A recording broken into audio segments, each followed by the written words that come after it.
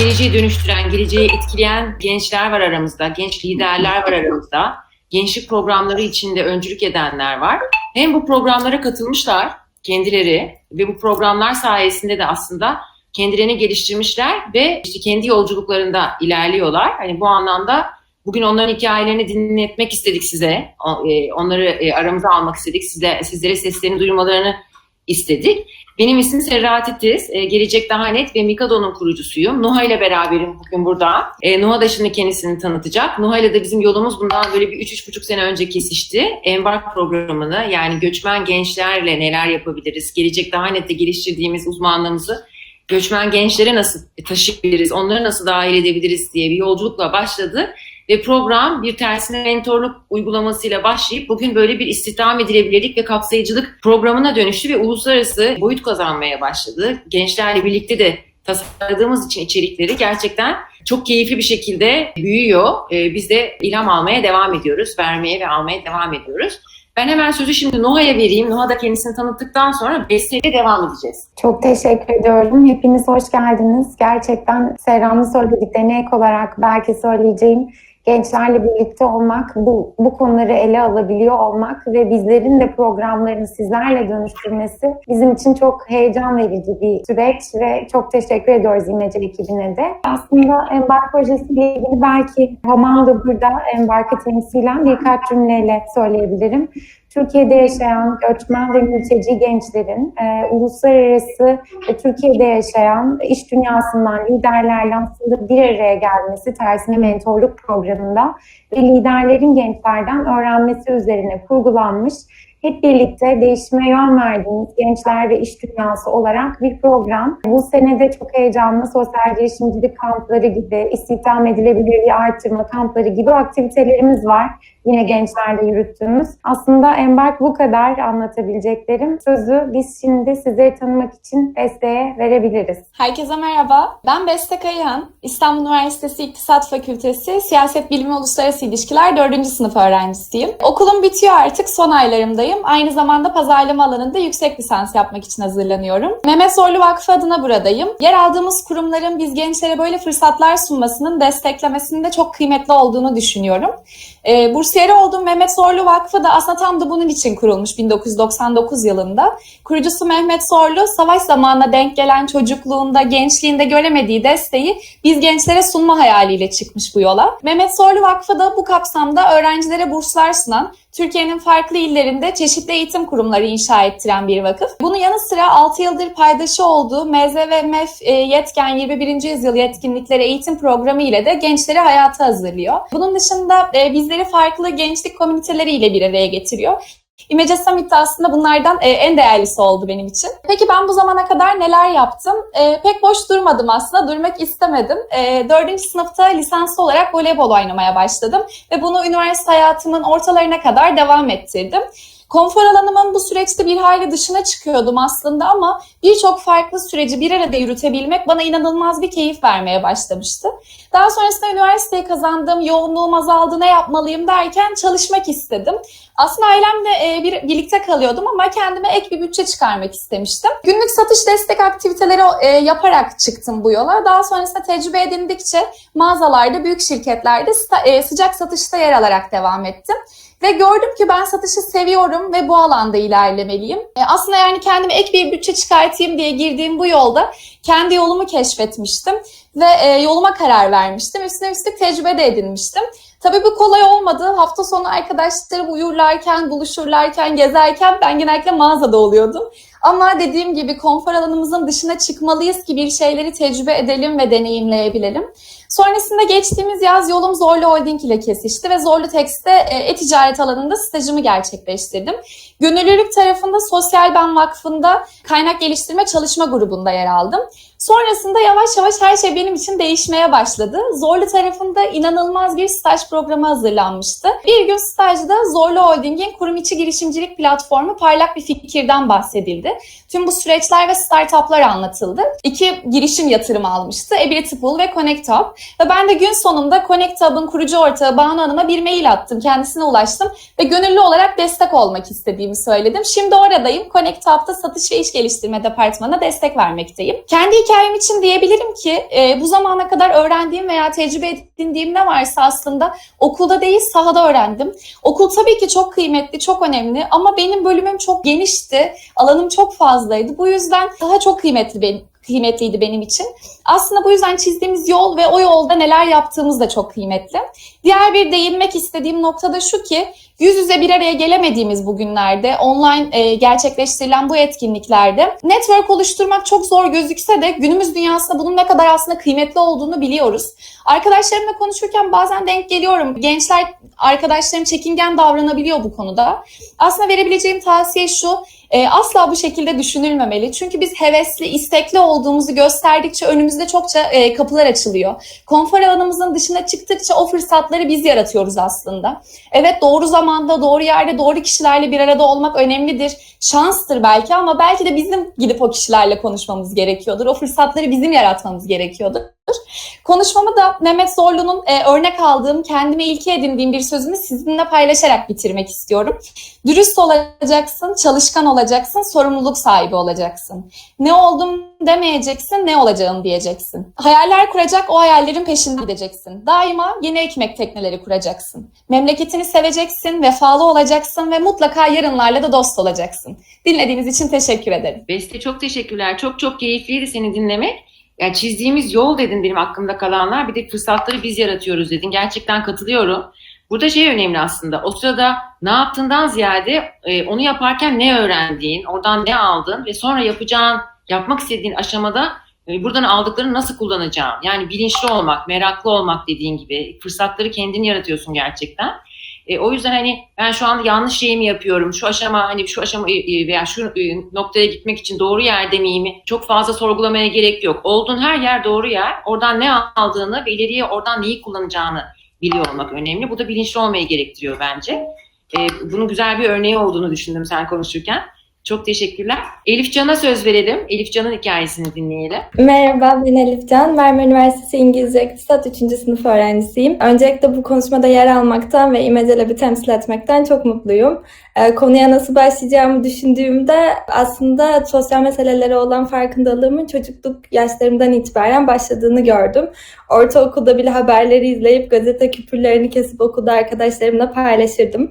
Gündemde olan şeyleri tartışmayı severdim ve birlikte o yaşlarda arkadaşlarımla birlikte bir şeyleri dert edinmek hoşuma giderdi. Üniversiteyi kazandığımda Bursa'dan İstanbul'a yerleştim. Okula yakın diye Fikirtepe'de oturmaya başlamıştım. 2018 yılı da tam kentsel dönüşümün hızla sürdüğü bir dönemde. Evden okula gitmem yaklaşık 7-8 dakika sürse de o 500 metrelik mesafede önce rezidanslarla karşılaşıp sonra dönüşmeyi bekleyen taşın toprağın altında kalmış gecekonduları geçerken içinde yaşadığım çelişkiden çok rahatsız oluyordum. Sonra da iki yerden de tamamen farklı, görece biraz daha yeşil kalmış Göztepe'ye gidiyordum. O kısa mesafenin içindeki sosyal ve ekonomik çeşitlilik, orada tanık olduğum manzaralar ve mekan farklılıkları tüm kentsel dönüşüm sürecine olan farkındalığımı ve çevreye olan bilincimi arttırdı. Bir yandan her gün İstanbul'da çevremde karşılaştığım eşitsizlikler de vardı. Ben bu döngülerden geçerken okulda bunları konuşabileceğim pek de kişi bulamıyordum. Bu da beni bunları konuşabileceğim ve aksiyona geçebileceğim bir ortam arayışına soktu. Tam da bu sırada 2018 yılında Mehmet Zorlu Vakfı'nın Gençlik Zirvesi'nde İmece'nin standını gördüm ve Zeynep'le tanıştım. O güne dair aklımda kalan en net şey kocaman bir "iyi bir şeyler yapmaya hazır mısın?" yazan afişti. İmece Lab'le benim de aslında tam böyle iyi bir şeyler yapabileceğim bir yere ihtiyacım olduğu bir süreçti. İmece Lab'le ilk tanışıklık sonrasında ilk mesele süreci olan kentsel hareketlilik sürecine dahil oldum. Komünite içinde sosyal meseleleri kendine benim gibi dert edinmiş kişilerle birlikte yaparak öğrendiğimiz ve birbirimizden öğrendiğimiz bir açık inovasyon yaklaşımı vardı. Bunun yanında süreç boyunca insan odaklı düşünme metodolojisini öğrenerek proje tasarladık. Bu metodoloji de kişiyi keşfederek, yaparak, içgörü toplayarak öğrenmeye itiyor. Bu sayede biz de aslında çok büyük bir sorun olan kentsel hareketlilik sürecine nasıl yaklaşabileceğimizi öğrendik. Gençler olarak çözümü net olarak bulmaya değil ama parçası olmaya, ortağı olmaya çalıştığımız bir yapı vardı. Bir yerden sonra öğrendiğim yaklaşımlar, metodolojiler aslında projeler ve sorunlar bazında kalmaktan çıktı. Ve benim için de kişisel hayatımdaki sorunlara karşı da bakış açımı değiştiren bir yaklaşım haline haline geldi. ImeceLab bu anlamıyla da benim için büyük dönümü noktaları yarattı ve büyük bir değişim süreciydi. Mesele süreci sonunda da bir sosyal girişim olan TOİ'de staj yapmaya hak kazandım. ImeceLab sürecinde tanıştığım sosyal girişimciliği bu sayede sahada deneyimlemiş oldum. Bu deneyimle de ilk defa proje asistanı olmayı deneyimledim. Bir yandan gençlik komünitesine yer alırken 2020 Şubat ayında da ImeceLab Akademi tarafına girdim. Orada da sosyal etki yayma ve yaratma isteğiyle birçok eğitim aldık. Aldığımız eğitimlerde tasarım odaklı düşünme eğitimi de vardı. Benim zaten mesele sürecinde de ilgimi çeken yolculuğumun önemli bir parçasıydı. Bizim böyle farklı bir yerden bakmaya çalıştığımız dünyada gerçekten değişim için kurumların, organizasyonların da süreçleri farklı bir yerden bakmaları gerekiyor ve bu bakış açısını öğrenmeleri gerekiyor diye düşündüm. Ve bu alanda çalışmak istediğime karar vererek Ara Stüdyo'ya staj başvurusu yaptım. Yaklaşık bir yıl aşkın süredir de Ara Stüdyo'da çalışıyorum. Benim için bol öğrenimle kendimi geliştirdiğim, keşfettiğim bir süreç oluyor. Staja başladıktan bir ay gibi kısa bir süre sonra pandemi olması benim de Ara Stüdyo'da aldığım sorumlulukları arttırdı. Tek başıma dijital operasyondan sorumlu olduğum 200'den fazla kişinin katıldığı UNHCR, UNFPA gibi organizasyonların düzenledikleri etkinliklerde görev aldım. Ara Stüdyo içerisinde aldığım editörlük eğitimleriyle birlikte metin yazmaya dair yeni metodlar öğrendim ve Ara Stüdyo'da bir toolkit hazırladım. Birlikte öğrenme ekosistem buluşması raporunda 10'dan fazla kurumun raporunu yazdım. Daha aslında birçok konuda da daha önce hiç deneyimlemediğim büyük süreçlerden geçtim. Keşfetmeye, öğrenmeye ve deneyimlemeye devam ettiğim bir süreç var. Birbirinden öğrenen bir topluluğun içinde güven duygusuyla sana alan açan ImeceLab, Ara Stüdyo gibi yerlerde çalışmak bence bu yaşlarda çok önemli. Benim için kendi potansiyelimi bu şekilde keşfettiğim bir yolculuk oldu. Söz verdiğiniz için teşekkür ederim. Elifcan çok teşekkürler. Yani heyecanla ortak olduk gerçekten anlatırken. Bütün süreci sanki tekrar yaşadın, bize de yaşattın. Çok sağ ol. Yani senin söylediğinden de yani çelişkiden rahatsız olmak dedin ya. Bence orası kilit nokta. Yani rahatsız olduğun bir durum var ve sen bununla ilgili harekete geçme ihtiyacı hissetmişsin. Hayatını değiştirmek istemişsin. Ve bunun için de önüne çıkan fırsatları değerlendirmişsin. Her bir girdiğin yerde kendin olabildiğince çok efor sarf etmişsin. Ortaya güzel başarılar çıkarmışsın. Sonra da sonraki aşamalara geçmişsin. Ve bu genç yaşında şu an gerçekten yaptığın şeyler çok değerli, çok güzel. Yani hakikaten biz kendi hayatımızı kendimiz şekillendiriyoruz. Yani sivil toplumda olmak ya da sosyal girişimcilik, sosyal sektörde olmak daha hızlı kendimizi keşfetmemizde ve kendimizi göstermemizi sağlıyor diye düşünüyorum ben. Yani özel sektörle de öyle bir fark olduğunu düşünüyorum. Çok daha hızlı bir şekilde istediğimiz noktalara gelebiliyoruz. Ne istediğimizi de daha hızlı bulabiliyoruz. Daha hızlı keşfedebiliyoruz. Kendimizi daha çok geliştiriyoruz diye gözlemliyorum ben. Yani hem kendimden hem de etrafımda birlikte çalıştığım arkadaşlarımdan da öyle. Çok teşekkürler hikayeni paylaştığın için. Şimdi sırada Elif var bildiğim kadarıyla. Şimdi Elif'in de sesini duyalım. Onun da hikayesini dinleyelim. Merhaba, ben burada Recoded mezunu olarak bulunmaktayım. Biraz bahsetmek gerekirse Recoded çatışmadan etkilenen bölgelerdeki gençlerin dijital ekonomiye, girişimci, geliştirici, teknoloji liderleri olarak katılmaları için kodlama ve UI UX tasarım eğitimi veren bir sivil toplum kuruluşu.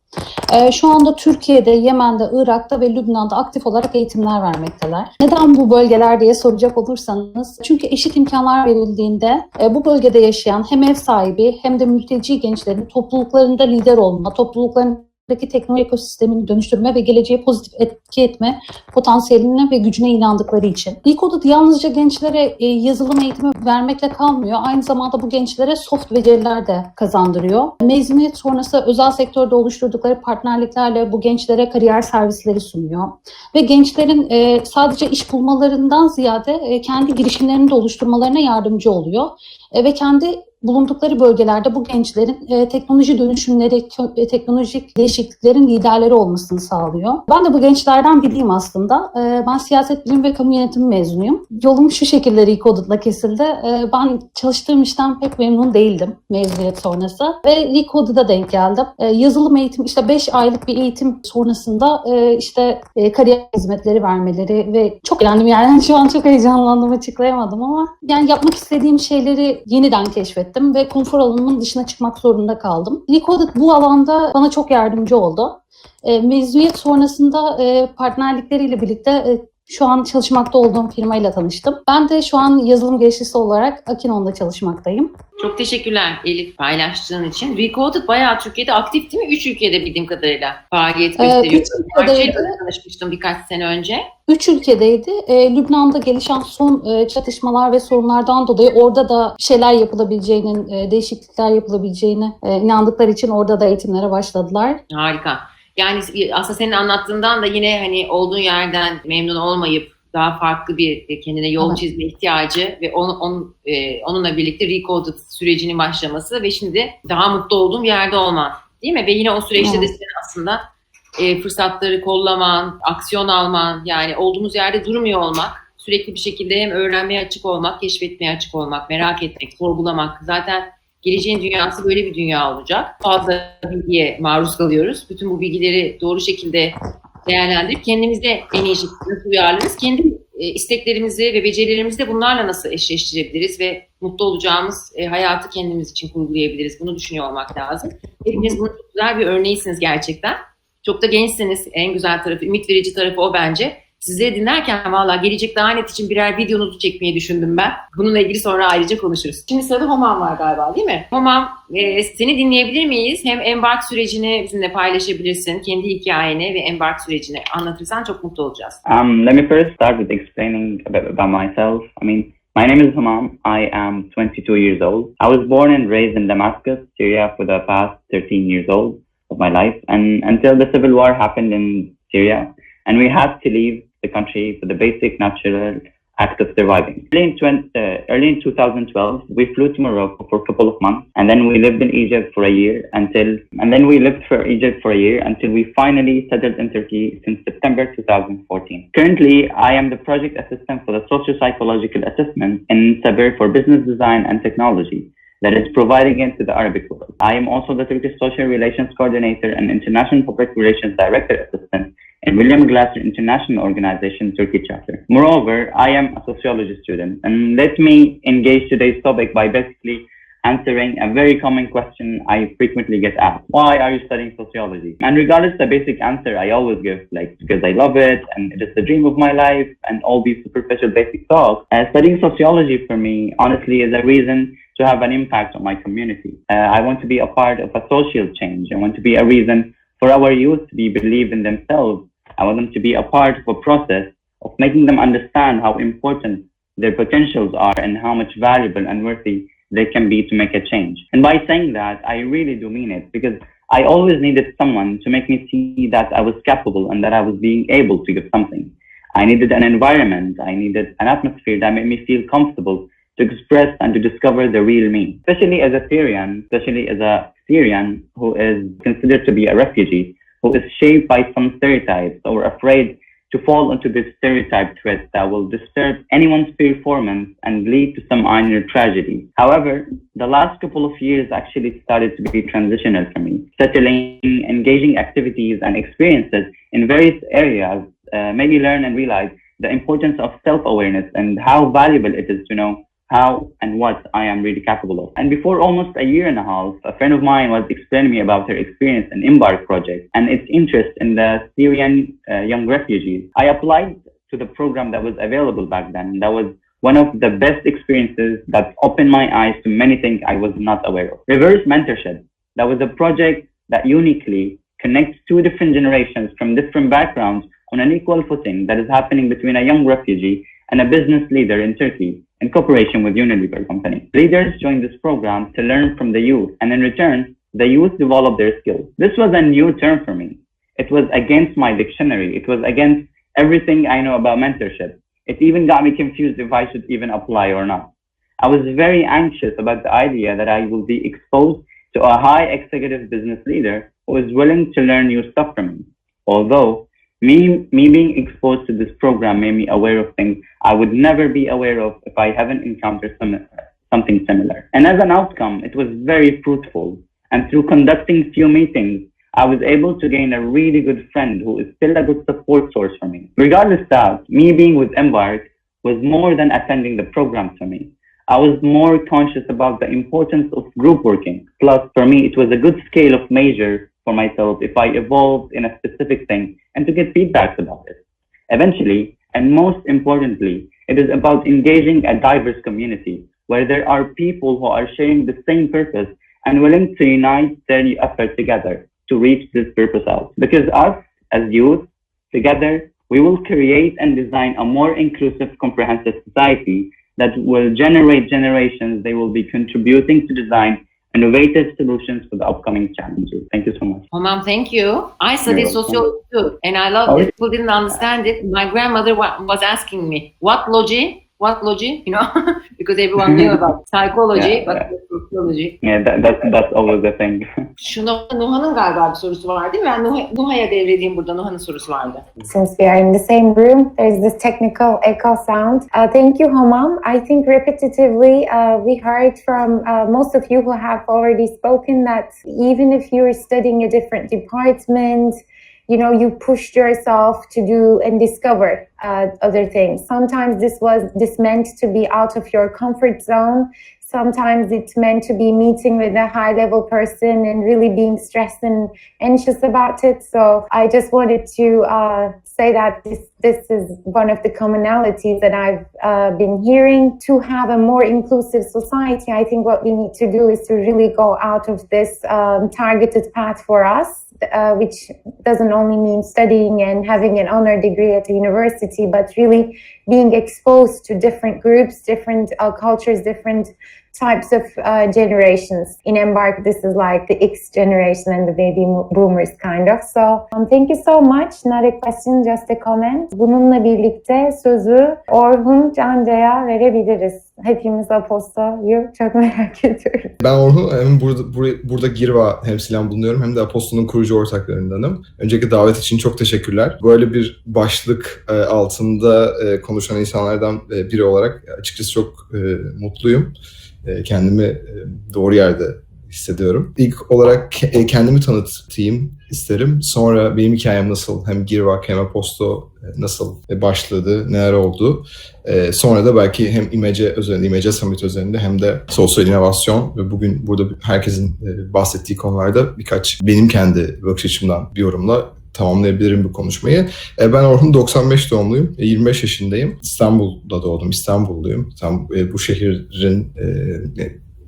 İstanbul'un merkezinde Kadıköy'de doğdum. Koç Üniversitesi'nde Medya Görsel Sanatlar ve Endüstri Mühendisliği çift ana dal yaptım. Aslında benim hikayem, yani biraz şanslıydım. 16-17 yaşından beri hayatta ne yapmak istediğimi biliyordum. Pek çok insan için bu şekilde olmuyor.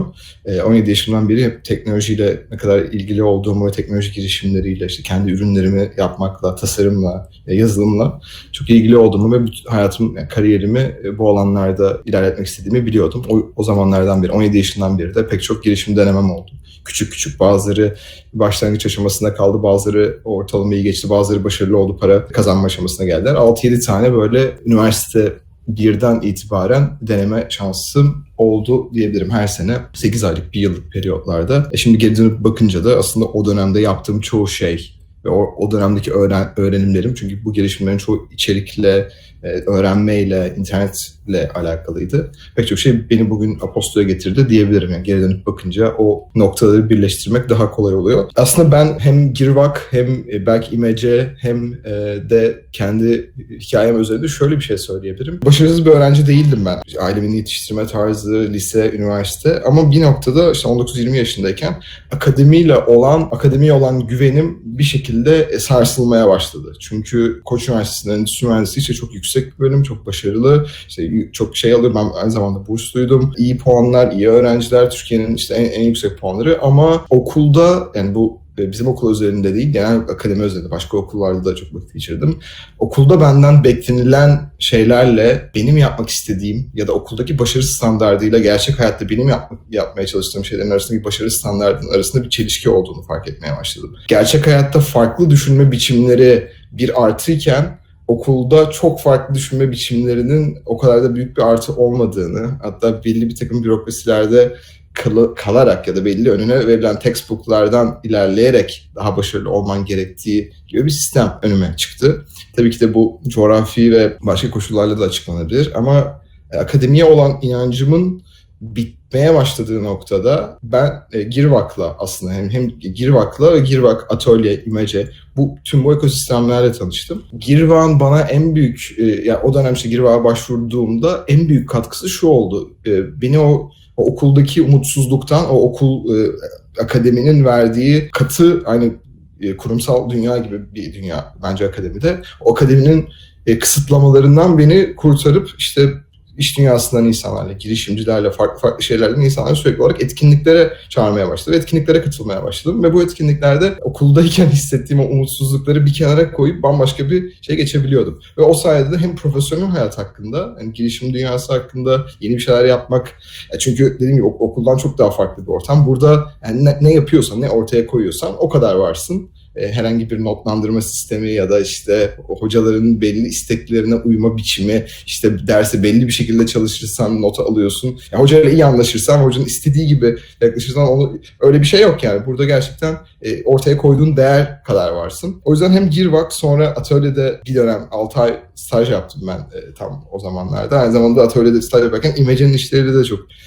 İmece o zaman atölyenin ofisindeydi. İmece içinde pek çok proje yaptım. İşte orada tasarım yapıyordum, toplantılara katılıyordum, belli işte learning projelerine dahil oluyordum. O yüzden zoom out ettiğimde şu an hem Girvak üzerinden işte atölye, İmece, bu ekosistemler, sosyal girişimcilik, işte girişimcilik ekosistemi, Girvak üzerinden tanıştığım farklı girişimciler bana yeni bir kapı açtık. Yeni bir kapı aralığı diyebilirim. En azından Türkiye'de o kadar da umutsuz olmamam gerektiğini, hani eğer işte akademiye kapanıyorsun ya da işte Koç bir de uzakta bir yerde, Zekeriyaköy'de, şehirden de biraz kapalı. Tüm bu atmosfer içerisinde bana yepyeni kapı aradı diyebilirim. Ya benim hikayem biraz kendi girişimcilik hikayem Girvak'la İmece ile böyle kesişti. Sonra da belki de Aposto yolculuğundan biraz bahsedebilirim. Aslında yine okuldayken aldığım bir medya dersinde işte medya tarihi üzerine çok okumalar yapıyorduk. Gazetenin icadı, derginin icadı ve ben de o dönemlerde içerik işleriyle çok ilgili, içli dışlıydım.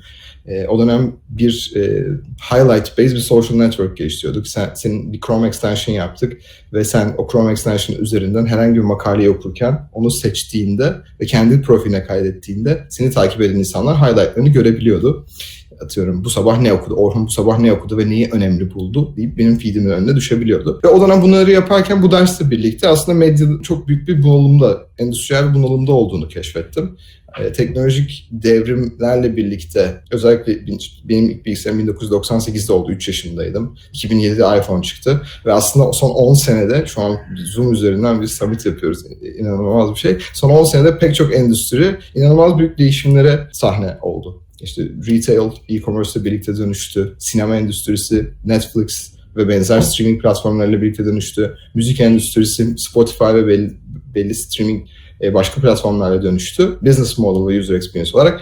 Ama ben o ders alırken medyanın henüz böyle bir dönüşüm tam olarak yaşamadığını fark ettim. Ve burada hem çok büyük bir fırsat hem de Türkiye'deki büyük bir sorunu odaklanarak hem de globalde de büyük bir soruna odaklanarak. O dönem gazeteler çok sıkıntılı, hala öyleler. Kapanıyorlar, dergiler kapanıyor, insanlar pop-up reklamlarının uçuştuğu yerlerde kendilerine bir şeyler öğrenmeye çalışıyorlar.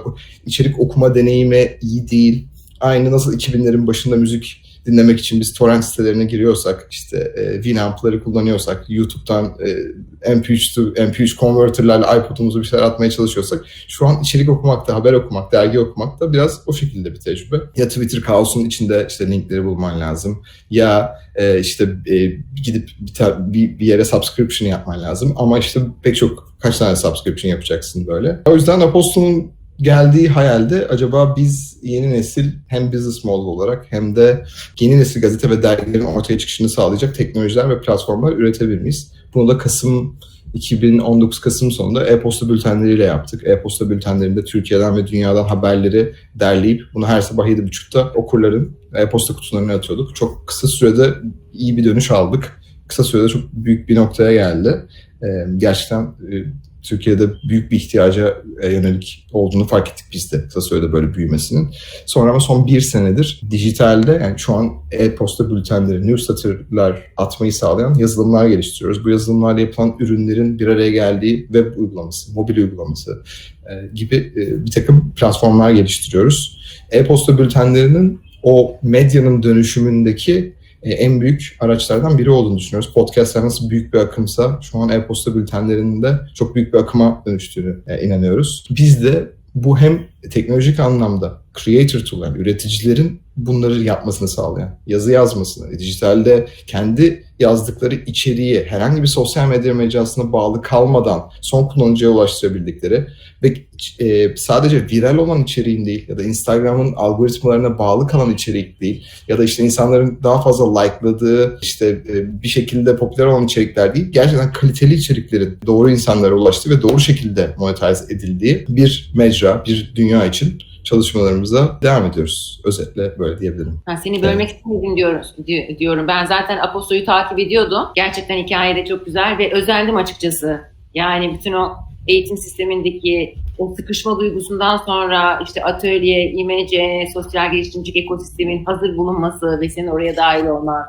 Bizim vaktimizde bunların hiçbirisi yoktu. O yüzden gerçekten hani açılmak isteyen, kendini geliştirmek isteyen, keşfetmek isteyen gençler için şu anda harika bir ortam olduğunu düşünüyorum. Ümit verici gelecek için. Bütün dünyada da böyle aslında. Yükselen bir konu. Sosyal gelişimcilik, sosyal inovasyon. Bu anlamda işte sizlerin varlık göstermesi, buralarda yer aldığınız, işte fikirlerinizi hayata geçirmeniz, dünyanın gelişmesi için, sürdürülebilir kalkınma için çok çok değerli. Hepiniz aslında değişim ajanlarısınız. Yani change agent lafını çok seviyorum.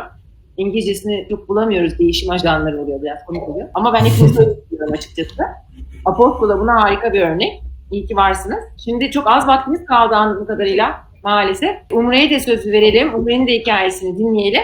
Sonra Nuhan'ın bir iki sorusu var, zaman kalırsa onlara bakarız. Umre söz sende. Teşekkürler Sara. Orhun'dan sonra konuşmak benim için çok keyifli olacak. Çünkü benim hikayemde de benzer bir odak var. Beni çok tanımadığını düşündüğüm birkaç noktaya hızlı değinmek ve çok keyifli sorulara hemen ben de çabucak geçmek istiyorum. Ben geçtiğimiz Haziran ayında MEF Üniversitesi İşletme Bölümünden mezun oldum. Şimdi Udentify isimli bir teknoloji şirketinde strateji ve iş geliştirme üzerine çalışıyorum. Aynı zamanda Girişimcilik Vakfı 2019 bursiyeriyim ve bu bağlamda İş Bankası Gençlik Danışma Kurulu üyesiyim. Orada da aslında gençlerin banka gibi çok köklü, çok oturmuş yapılara nasıl perspektif sunabileceğini birlikte konuşuyoruz. Ve bugün burada olmamdaki amaç, buradaki kimliğimde yetkin gençler.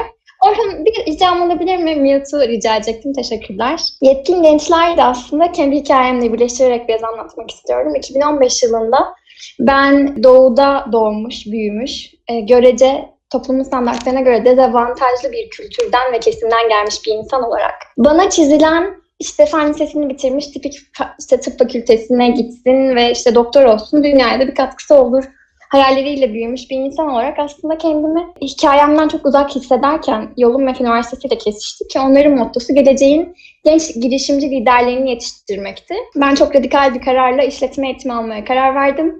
Ve 5 yıl boyunca kendi eğitimimi finanse ettim. Hem çalıştım hem okudum ve hiç aklımda olmayan, şöyle hayal edebilirsiniz, doğuda esnaf vardır, devlet vardır. Biraz da işte ticarete bağlı şirketimsi yapılar vardır ama İstanbul'da doğmuş, büyümüş birinin. Yani Orhun'un doğduğu dünya ile benim doğduğum arasında çok büyük bir fark vardı diyebilirim ve benim hiç bugün hayallerimin çok ötesinde bir deneyimim var. Üniversitede edindiğim deneyimden sonra. Ve yetkin gençler de aslında benim ilk işimdi. Asistan olarak başladığım bir süreçti.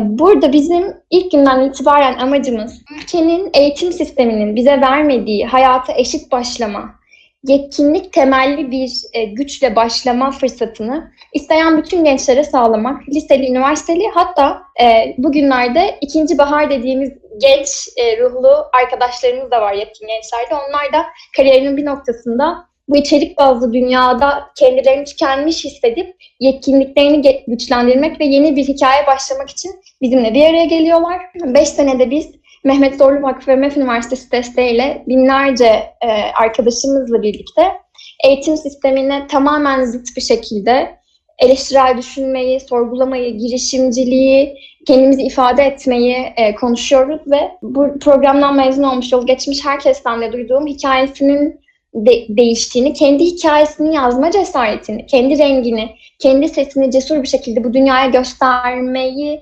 gösterme gücünü elde ettiğini söylüyor herkes ve bu bizi çok mutlu ediyor. Benim de doğuda yetişmiş, büyümüş ve kendi hikayesine dair çok az hayali olan ama dünyaya dair çok hayali olan bir kadın olarak bugün geldiğim noktada benim gönlümden geçen buradaki bütün paydaşlarımla beraber bizim gibi genç insanların, özellikle benim gibi hiç aklından geçmeyen, bu hikayelerin hiç aklından geçmeyen insanların hayatlarına dokunacak etkinin katlanarak devam etmesi benim geleceğe dair en büyük etki yaratmak istediğim noktalardan biri de engelli insanların hayatındaki eşitsizlikleri şimdi bulunduğum teknolojiyle ortadan kaldırmak. Down sendromlu bir kardeşim var benim ve hayalim etki anlamında yetkin gençler ve Identify ile harmanlayıp deneyimimi bir gün bu alanda etki sağlamaya çalışmak. Çok teşekkür ederim ve sözü size bırakıyorum Serra. Çok teşekkürler paylaşımın için.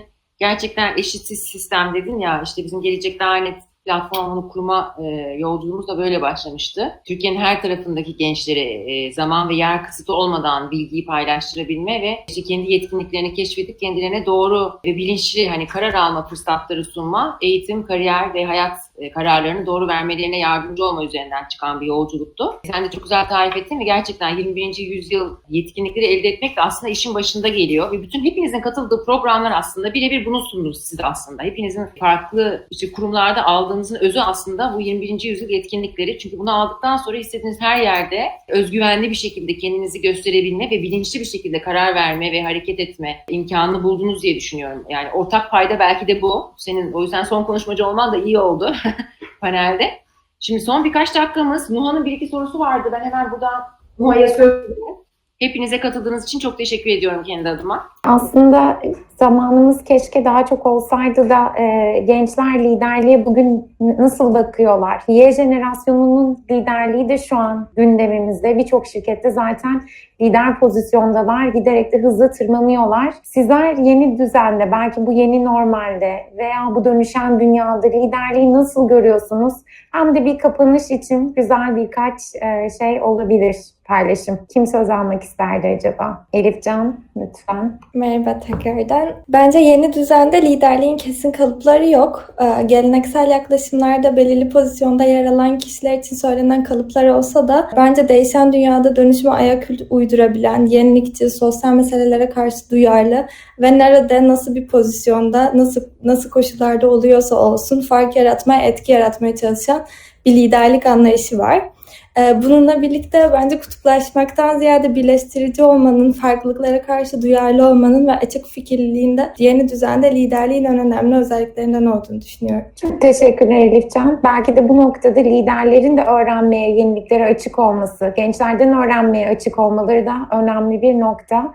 Eklemek isteyen var mı arkadaşlar? Belki biraz etki konusuna, sosyal etki konusuna. Ben kısaca söz alabilirim. Kurumların özellikle creator economy, üretici ekonomisi ve blockchain son dönemde bu tarz akımlarla kurumlara ve eski tip iş biçimlerine olan güven bayağı azaldı. O yüzden bence 21. yüzyılda tırnak içinde liderlerin çok daha etki odaklı, senin de dediğin gibi. Yaptığımız iş sadece para kazanan, profit elde eden bir şey değil. Bunun tam olarak yansıması, toplumdaki yansıması ne? Farklı partilerle, stakeholderlarla ilişkilerimiz nasıl? Dünyaya hem ilk kendi çevremize, sonra tüm ülkeye, sonra da tüm dünyaya nasıl bir şey yapıyoruz? Çoğunlukla girişim dünyasında her zaman işte şu kadar para kazandı, şu kadar yatırım aldı. Hep bunun üzerinden bir kutlama kültürü ve bunun üzerinden bir çok neoliberal bir wow, işte şunu kadar yatırım aldıysa süper, bu kadar para kazandıysa süper gibi bir yaklaşım var. Ama insanlar bunun artık bence 21. yüzyılda evet bu kadar para kazandı ama tam olarak ne yapıyorlar? Evet, bunu nasıl kazanıyorlar tam olarak ve bu pratikler ne kadar etik, ne kadar sürdürülebilir ve ne kadar yaratmak istediğimiz gelecekle örtüşüyor. Bence bunun çok daha hem iş dünyasında hem farklı çevrelerde çok daha fazla konuşulacağı bir dünyaya adım atıyoruz ve biz de bunu çok fazla konuşmalıyız. Gerektiğinde sert bir şekilde eleştirmeliyiz, gerektiğinde protesto etmeliyiz, gerektiğinde de kendimiz ortaya çıkıp farklı modeller denemeliyiz diye düşünüyorum. Çok teşekkürler Orhun. Aslında bu panel hazırlıkları süresince yaptığımız konuşmalardan da, hatta bunu da paylaştık, çok derine indik. Ne kadar önemli konular var, bizim bunları daha çok konuşmamız gerekiyor dedik. Bu bence bir başlangıç. Belki de devamı başladığımız şeyin birçok daha fazla platformda böyle sesimizi duyurmalıyız diye düşünüyoruz. Evet, Umre sen de söz almak istemiştim kısaca. Çok teşekkür ederim. Çok hızlı bir katkıda bulunmak istiyorum. Arkadaşlarımın söylediklerine de gönülden katılıyorum. Özellikle Orhun'un bahsettiği o belki bu konunun aktivisti olma noktasında hepimize çok büyük bir rol düşüyor. Benim liderlik tanımına eklemek istediğim nokta aslında saha. Sahanın önemi. Elimizi hamurun içine, belki de çamurun içine sokmak, kirlenmek bence geleceğin liderliğinde, yeni dünyanın bizden beklentisinde çok kritik. Biz yetkin gençlerle de aslında Serra çok güzel tanımladı. Biz ekosistemin tabanında durduğumuzu düşünüyoruz. En temelde dünyanın kapsadığı bütün yetkinlikleri vermeye, edindirmeye çalışıyoruz. Bu süreçte de aslında bir liderlik programımız var. Öğrenen, give back vermek için tamamen gönüllü bir şekilde ertesi yıl gelip o sene boyunca sahada kendi deneyiminde bir enabler olarak çalışıyor. Hani benim artık hani çok büyük, çok havalı markalardan eğitim almış da gelmiş ve bir lecturing yapan bir kesimden ziyade gerçekten sahada gitmiş, belki bir köy okulunun duvarını boyamış ya da belki birkaç insanın hayatını yaptığı bir aktiviteyle değiştirmiş. Ama değiştirmiş, sahada rol almış insanların geleceğimizde bir lider tanımında daha çok olmasını istediğimi düşünüyorum. Bir de bence yeni dünya liderliğinin en önemli konularından biri iyi olma hali. Yani hepimizin kendimizi en iyi hissettiğimiz, kendimize en iyi yatırımları yaptığımız noktada dünyaya katkı sunabileceğimizi düşünüyorum. O yüzden kurumlardan ziyade bugün bizim hikayelerimize odaklanan Serra'ya ve Nuha'ya da çok teşekkür edip sözümü bitiriyorum. Sağ olun. Çok teşekkürler. Hepinize çok teşekkür ediyoruz. Teşekkür ederim.